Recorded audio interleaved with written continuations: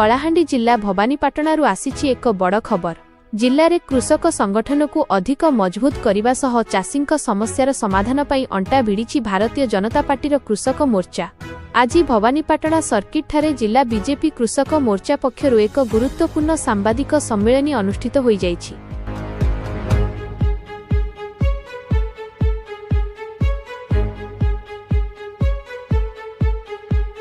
Bharatiya Janata party कृषक मोर्चार राज्य सभापति शुभ्रांशु मोहन पाढ़ी दुईदिनिया कलाहांडी गस्तरे आसी पहुंचवा परे तांकु दल पक्षरु भव्य स्वागत संबर्धना दिया जाइथिला। जिला योजना बोर्ड अध्यक्ष तथा धर्मगढ़ विधायक श्री सुधीर रंजन पट्टजोशी, जिला सभापति श्री जुगल किशोर पोड, कृषक मोर्चा जिला सभापति श्री सुधीर कुमार मुंड, साधारण संपादक तथा बृंदबहाल सरपंच मंटू राउत एवं जगबंधु साहू समेत अन्यान्य दलीय पदाधिकारी राज्य सभापति को स्वागत करथिले। एही गस्त काल श्री पाढ़ी जिले में मोर्चार सांगठनिक कार्यर समीक्षा करने सह आयोजित सांबादिक सम्मेलन में सूचना देई कहिसंति जे केंद्र और राज्य सरकार समग्र कृषक समाजर कल्याण पई अनेक जनहितकर पदक्षेप नेउछंती।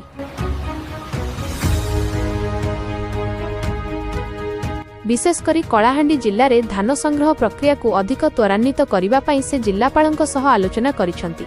चाषींक विभिन्न समस्या उपरे जिलापालक सह सकारात्मक आलोचना होइथिबा बेले एहार शीघ्र समाधान पई जिलापाल प्रतिश्रुति देइथिबा राज्य सभापति सूचना देइछंती।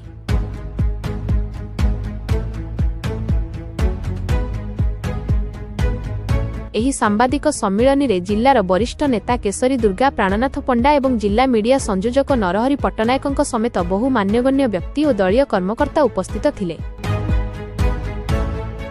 तेबे राज्य सभापतिंक एही गस्त एवं जिलापालक प्रतिश्रुति परे कलाहांडी जिलार चाषींक धान संग्रह समस्या केते शीघ्र समाधान हेउछि ताहा देखिबाकू बाकी रहिला। कलाहांडी भवानीपाटणारू रोहित कुमार नियालंक रिपोर्ट केडब्ल्यूएमआई न्यूज। आमे जे कहलु जे जो बुलिया भितर आमे जेतिकी नेलु अभिज्ञता चाषी मानकर गोटा बड़ समस्या हला जे मु धान आनी की ठिया आइछि आरएमसी रे पैक्स रे किंतु मो धान उठिया को मिलर पर्यंत पठेलानी गाड़ी। एटा गोटे मुझे देखिली most of the places it is a common problem. तेणु ये प्रोब्लेम सॉर्ट आउट करने ये गोटे बड़ प्रश्न जे आप मिलर को इंस्ट्रक्शन दिंतु तुरंत चाषी मैंने अपेक्षा करेंगे टोकन पाई धान धरिकी गोडाउन रे पैक्स रे।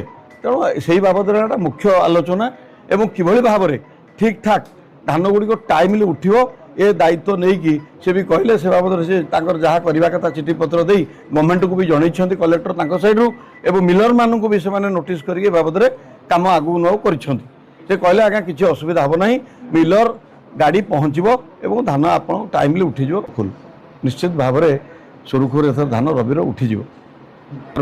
मोहन सरकार एभली स्टेप नहीं तेणु खरीफ धान नेले रबी धान नौ अन्य कौन राज्य आज्ञा अच्छी कि एपटे पूर्वर व्यवस्था न था कि 2 वर्षर सरकार लोकों चाषी केते आग्रही हृदयटा केते अच्छी चाषी चाष यहाँ टे आप विचार भी करवा उचित।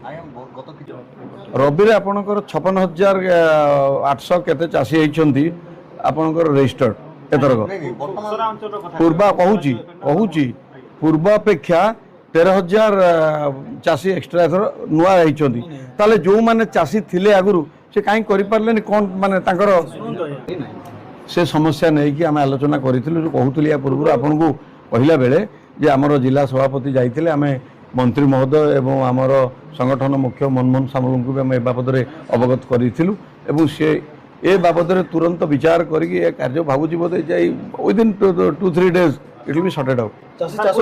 ताकर ये जो नौ न रजिस्ट्रेशन होना से मागुले इरिगेशन जो रिसीट अमक समक इलेक्ट्रिक बिल सब मागे नॉर्मली कहले ये सब जिन किसी असुविधा